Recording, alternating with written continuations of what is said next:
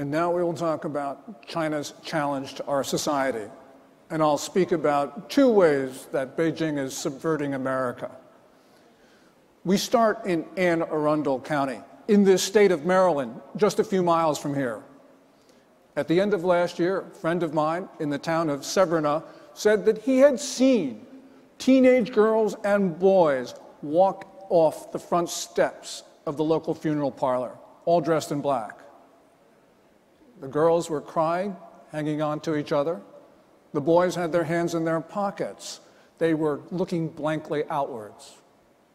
And then the parents came out, dismayed, completely in shock.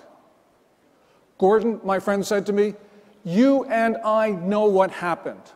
Today, somebody is burying their child, and somebody else, somebody in China, is making money."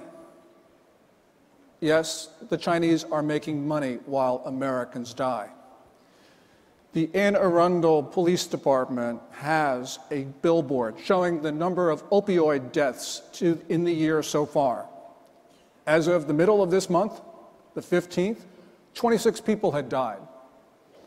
By the end of this year, if that rate continues, there'll be 226 residents of that one county who were alive on January 1st who will not see the first day of 2019. The people of Anne Arundel are not in Appalachia. They are not desperate. They are not beaten down. The people in Anne Arundel are under attack. They are under attack from people in China, and it is the labs in China that are killing them. This opioid crisis was made in their country.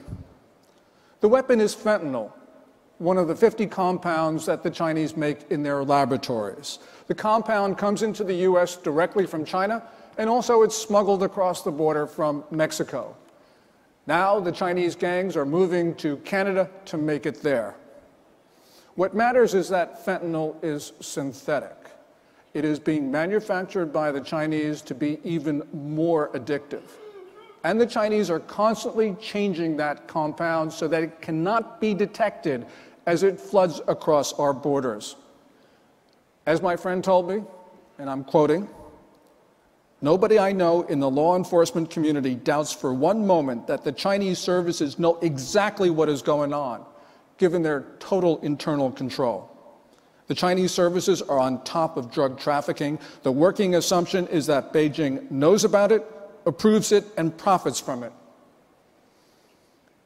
Many people in this country talk about the opioid crisis, but they can't bring themselves to say these words, that China's ruling party is profiting from the killing of Americans. Because the theme of this CPAC is a time for action, here are my calls for action. We must criminalize the importation from China of fentanyl and all related compounds.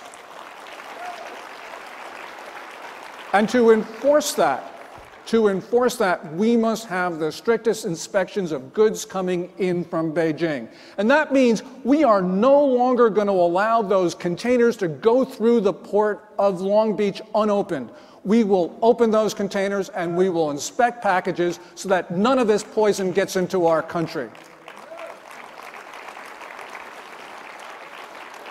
And we must do the same thing for Chinese goods that come from both Canada and Mexico.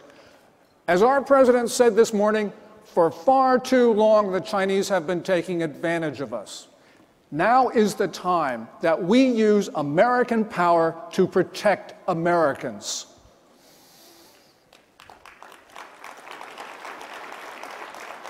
The second thing that we must do. The Communist Party is active on our campuses and in our schools. There are the Confucius Institutes on the grounds of about 105 American institutions of higher learning. These institutes are part of a global influence operation run by the Communist Party's United Front Work Department. That's the same organization that is in charge of what the Chinese call, quote unquote, political warfare. There are also about 500 Confucius classrooms in our secondary schools. And by the way, you will not find an American institute in China. You will not find an American classroom.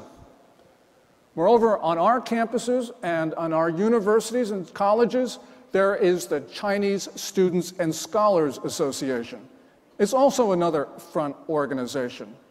This is now on the campuses of about 150 in the United States. And what it does is it surveils Chinese students while they're in the United States so they don't say anything Beijing doesn't like. They also collect information for China, they disseminate propaganda, and they organize Chinese students to demonstrate on American soil.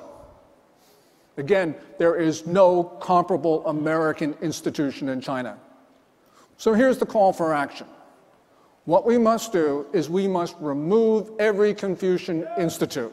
We must remove every Confucian classroom. And we have to disband every chapter of the Chinese Students Association. This is we allow the Chinese to operate freely on their soil as they try to take down our democracy, and we cannot operate in theirs. Yes, we want Chinese students like my father in this country, but we want them to go back to China to demand what we have, which is liberty. So we will defend ourselves. We will defend ourselves today, and we will defend ourselves every day going forward. And we will do this not just for ourselves, but also for our children and all those around the world who share our values. We are in a struggle that defines not only us, but our nation. But let us remember, we are Americans. We can do great things. We have done great things. And now, history calls. God bless the United States of America, and God bless all of those around the world whom we inspire. Thank you.